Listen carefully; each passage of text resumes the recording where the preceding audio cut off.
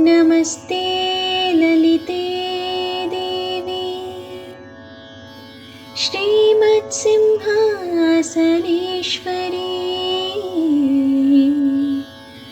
भक्तानामिष्टदे मातः अभिरामे नमोऽस्तुते।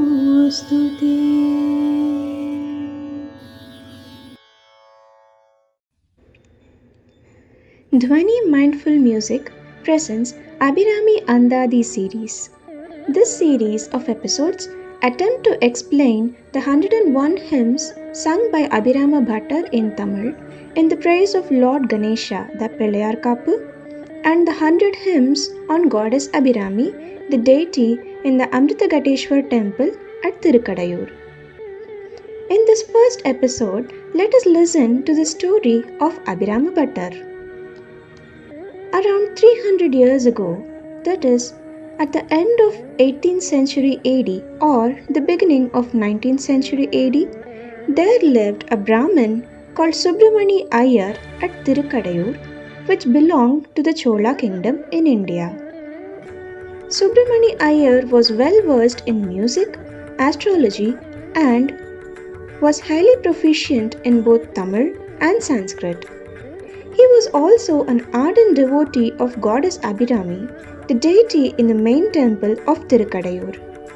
His devotion was such that he used to immerse himself completely in her worship and lose track of time.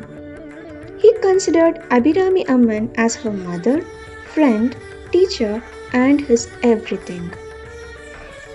He thought of her even in his dreams and used to see her form in everything and everyone.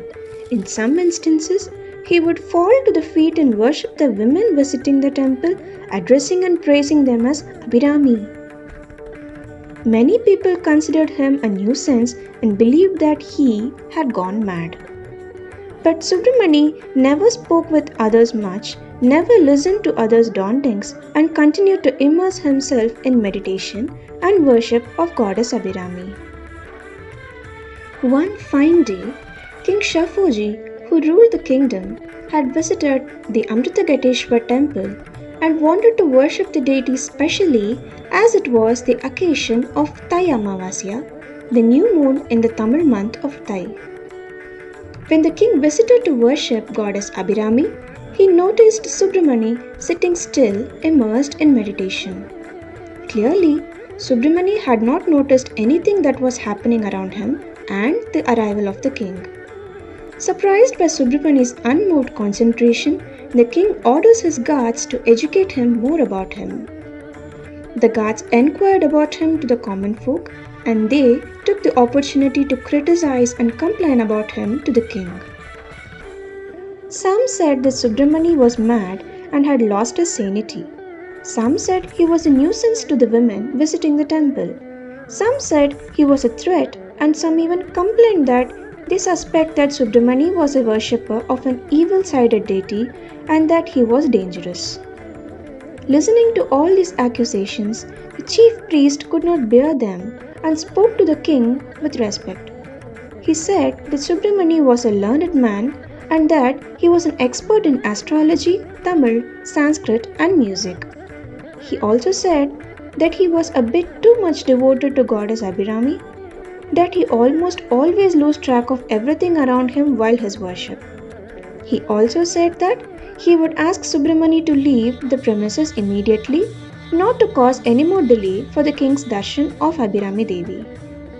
But King Shafuji insisted that he spoke to Subramani himself and approached the latter. Subramani was in a deep meditative state when the king approached him. "O learned Brahmin, I hear that you are an expert in astrology.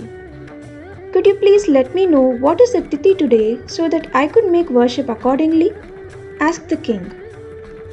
Since Subramani had his entire concentration on Goddess Abirami, who was shining bright like a moon in his thoughts, he replied, "Today is Paurnami, that is full moon." The king was confused a bit, and for a moment he thought that Subramani was indeed worthy of the villagers' accusations, and instantly ordered, "So be it then." if the full moon does not rise up in the sky today, let your life end today to the villagers' relief," and left the temple. Subramani came out of his meditation only after some time and came to know about everything that had happened via the priest. He was so sad as he had been accused falsely, but still believed that Goddess Abirami would take care of everything that should happen. Soon, arrangements to prosecute Subramani started, as they were sure that the full moon would not rise that day, as it was a new moon day, Amavasya. Platform was raised with fire underneath, and soon Subramani would be descended into the raging fire at the time of moonrise.